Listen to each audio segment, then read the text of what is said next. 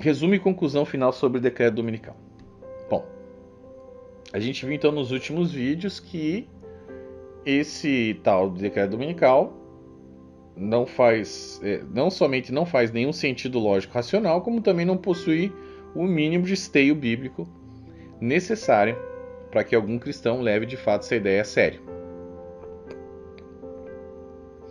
Agora a gente vai fazer o quê? Vamos resumir, tá, o nosso estudo para que fique mais didático, né, e você possa relembrar de tudo que a gente trouxe até aqui e consolidar isso aí na tua mente. Tá? Então vamos lá. Primeiro argumento da impossibilidade de uma lei dominical no mundo. Olha lá. Um decreto dominical seria logística e economicamente impossível. A gente viu, né, nos últimos episódios, né?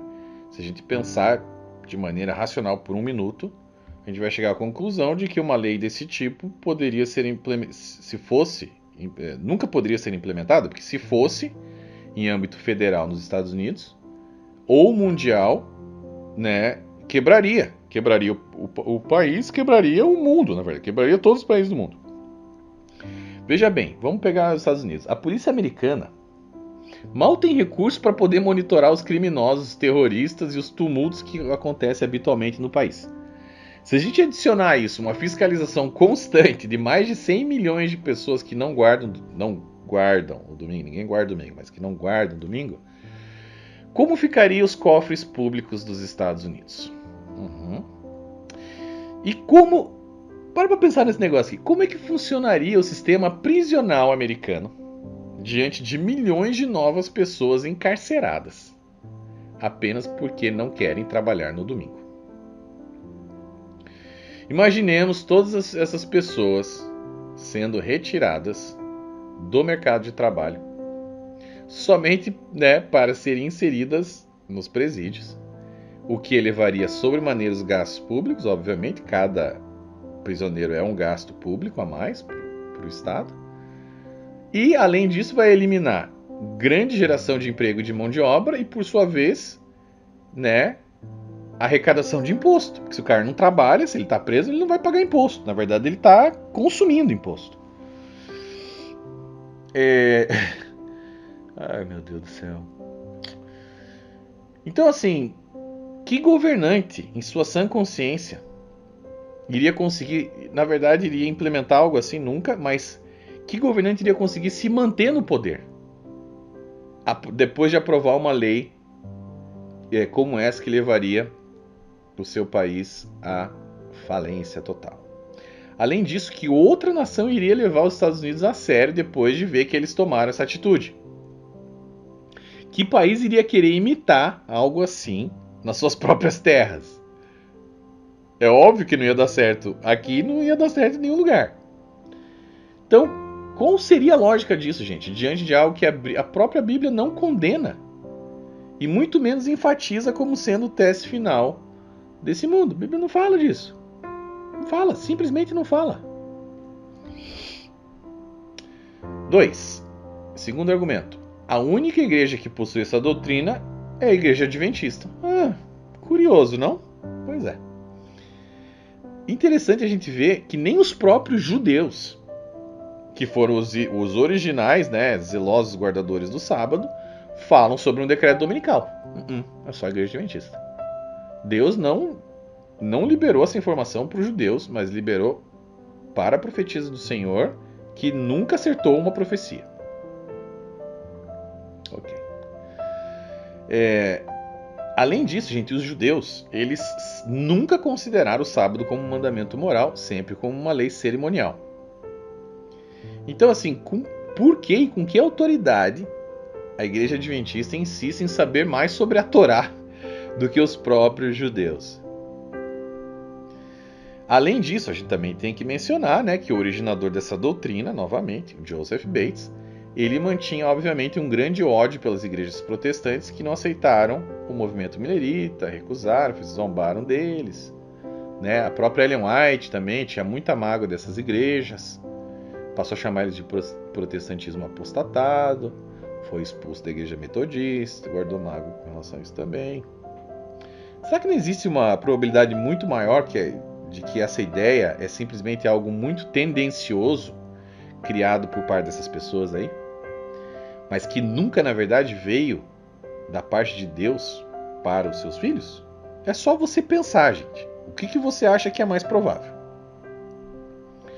Será que não teria sido essa ideia perpetuada por gerações a fio dentro da igreja adventista de uma forma cultural, mas sem o devido estudo ou escrutínio teológico mais aprofundado e até mesmo racional, lógico, né?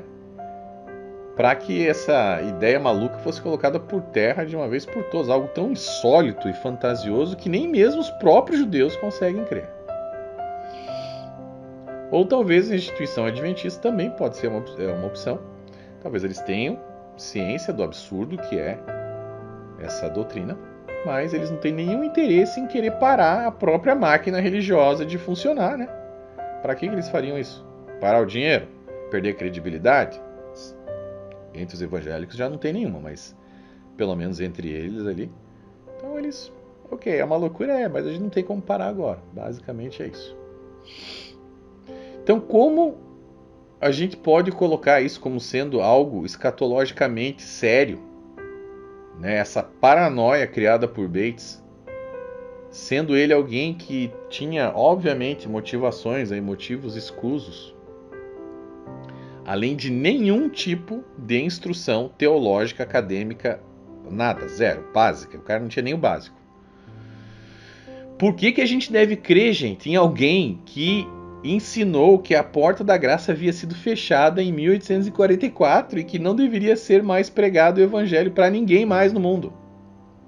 Por que a gente deve apostar todas as nossas fichas doutrinárias em alguém que foi, inclusive, excluído, que foi Joseph Bates, do próprio convívio social do casal White após a falsa profecia ali de 1851? Por que eu devo acreditar? Por que você deve acreditar nesse cara? Eu não acredito mais, graças a Deus. Por que você deve acreditar? Pensa comigo, gente. Pensa. Argumento número 3. Não há influência política suficiente para que uma lei dominical seja aprovada no Congresso. Não tem como, gente. O cenário político americano, ou até mesmo mundial, né? Ainda pior, nunca permitiria que uma lei dominical fosse aprovada. Tá? As comunidades muçulmanas, judaicas, budistas, hinduístas, seculares, até mesmo a comunidade cristã, não deixaria que algo assim passasse no Congresso. Além disso, os próprios guardadores do domingo não possuem o poder político necessário, como comprovado já, né, na questão da oração em escola pública, e não tem o poder nem para isso, muito menos para um decreto dominical. E, aliás, também não tem a mínima intenção, nenhuma vontade de impor algo assim sobre ninguém. Eles consideram esse assunto como algo totalmente sem relevância, da mesma forma que Jesus e os apóstolos, né? Também nenhum deles se importa com esse negócio, é só os adventistas. Então, assim, a revolta que surgiria, né, após uma imposição dessa lei seria tamanha que ataques de grupos extremistas tornariam a vida na Terra algo tão caótico e impossível que provavelmente levaria à extinção da humanidade. É verdade, teremos tempos caóticos no futuro, sim, o Apocalipse, isso é verdade, vai acontecer. Mas em nenhum momento esse cenário pintado por João, né, no livro do Apocalipse, gira em torno da guarda de um dia. Não fala nada disso. Gente, o sistema político americano é algo tão complexo e denso que, para se aprovar uma lei que elimine a liberdade religiosa de um indivíduo, seria necessário que a esmagadora maioria da opinião pública a favor de um negócio desse daí. Além, claro, do próprio Congresso, do sistema judiciário também, porque a Suprema Corte pode derrubar esse negócio aí. Então, um cenário assim, em torno da simples guarda de um dia, é algo absurdamente improvável. Em qualquer tipo de governo, seja ele nos Estados Unidos ou em qualquer outro país do mundo, não faz sentido nenhum. Quarto argumento. A história sobre como essa lei seria implementada mudou diversas vezes. Me diz uma coisa. Por que a gente deve crer em alguém que muda constantemente a história e a narrativa de algo que ele está contando. Você acredita em alguém assim? O cara te conta que... Eu tenho uns amigos, já tive, né? Uns amigos assim meio tosco assim. Os caras contam uma história pra você hoje. Ah, eu comprei, sei lá, comprei esse relógio por $10.000. Ok, legal. Passa um ano, o cara fala: ah, então, brother, você viu meu relógio? Então, eu paguei $20.000. Ok, ok. Passa mais uns 2 anos. E aquele teu relógio lá, ah, aquele lá que eu paguei $50.000? Pois é, eu ainda tenho. Você acreditaria nessa pessoa? Você daria alguma credibilidade para essa pessoa? Para pensar. Pois é exatamente o que aconteceu com o decreto dominical. Primeiro, a igreja que seria o responsável por motivar o Congresso a aprovar essa lei. Quando o projeto de lei falhou no Congresso americano, toda a história mudou. Agora seria uma crise de grandes proporções climáticas, não sei o que levaria à aprovação do decreto dominical. Mas quando isso passou a ser ainda menos provável que acontecesse, aí pronto, a Ellen White mudou de novo a história. Agora não, agora é o próprio Satanás que vai fingir que é Jesus e vai mandar matar todos os guardadores do sábado. Por que você vai acreditar numa pessoa que muda a história toda vez que conta?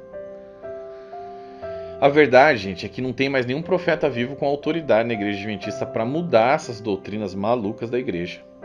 Né? E os pobres membros, eles estão o quê? Congelados no tempo.